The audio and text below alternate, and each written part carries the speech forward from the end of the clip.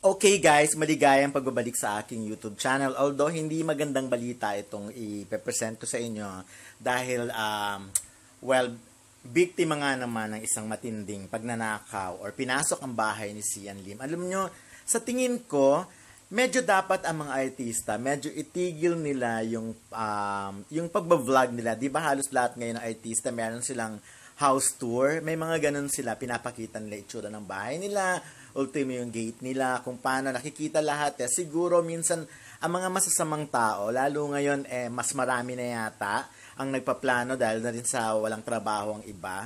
Baka na pag-aaralan nila ang itsura ng bahay ng mga artista na monitor nila, so nalalaman nila kung paano ang tamang gawin nila, di ba?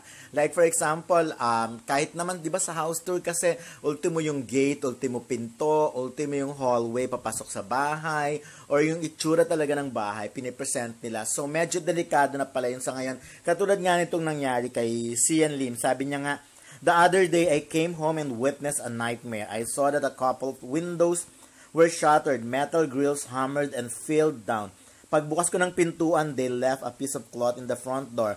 I guess to let me know that the people was robbed prior to entering. I'm not really sure. I look around and saw that all the TVs and computer are gone. They also left 2 planks with nails sticking out. I'm assuming that this is what they used to break the windows, and the locks in the door could also be used as a weapon. I don't have answers." Pwede yun, di ba? Kasi nakita nyo naman dito yung pako, yung kahoy na may pako, nakamamatay na yon. So pwedeng mangyari, like for example lang kung naabutan sila ni Sian Lim habang nagnanakaw sila, at hindi natin masabi kung ilan silang tao na pumasok sa bahay ni Sian Lim.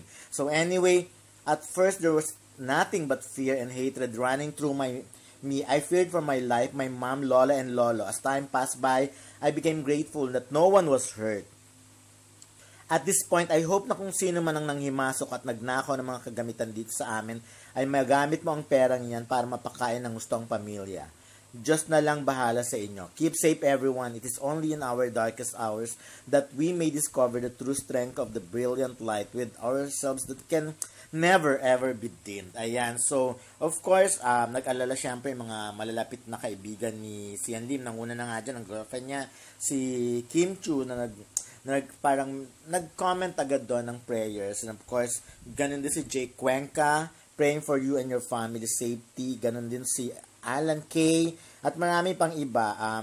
Yun na nga again, sabi ko nga, medyo siguro dapat tigilan ng mga artista yung mga house tour, room tour, kitchen tour, sa mga vlog nila. So, parang nagbibigay pa ng idea kasi yan sa mga masasamang loob, sa mga magnanakaw, kung paano nila didiskarte na pasukin ang bahay ng mga artista. Siyempre, unang-una, nalalaman din nila, like halimbawa sa social media, sa Instagram, nalalaman din nila kung nasaan ang eksaktong location ng bahay ng mga artista, na pinagtataka ko lang kasi usually 'di ba ang mga artista nakatira yan sa mga gated subdivision or yung mga ganon kumbaga closed bago ka makapunta sa bahay nila. So may mga security guard kang pagdadaanan. So nagtataka lang ako kung bakit parang with Sian Lim, I don't know kung saan siya nakatira. Hindi ko na yan inalam pa. At saka hindi ko rin naman sasabihin,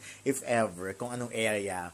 Pero, eto, number 1 din kasi ganito yan, ang mga artista din, mahilig din sila mag-post kung nasan sila at that time. So, di ba, meron sila mga real-time posting sa kanilang mga social media. So, ganito ngayon, ang mga magnanakaw ay high-tech na rin.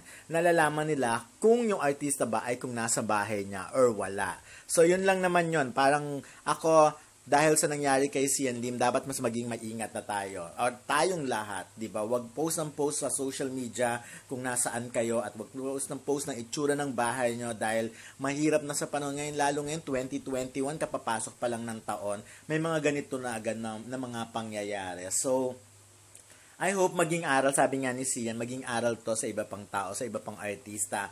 At sana, again, kung tama na rin naman, mas maganda din siguro na hindi siya naabutan or hindi nakita ni Sian ang mga magnanakaw dahil baka kung saan pa humantong. At mas nagpapasama si Sian, magpasalamat siya na hindi or walang nangyari sa pamilya niya. So, yun lang yun. Kaya kung ako, konting ingat, hindi konting ingat, doble ingat, triple ingat ang dapat nating gawin. Dahil sa panahon ngayon, maraming tao again na naghihirap. So, mas maraming taong pwedeng makagawa ng masama. So, yun na muna for now. Doble ingat po tayo guys ha. Huwag basta-basta magtiwala.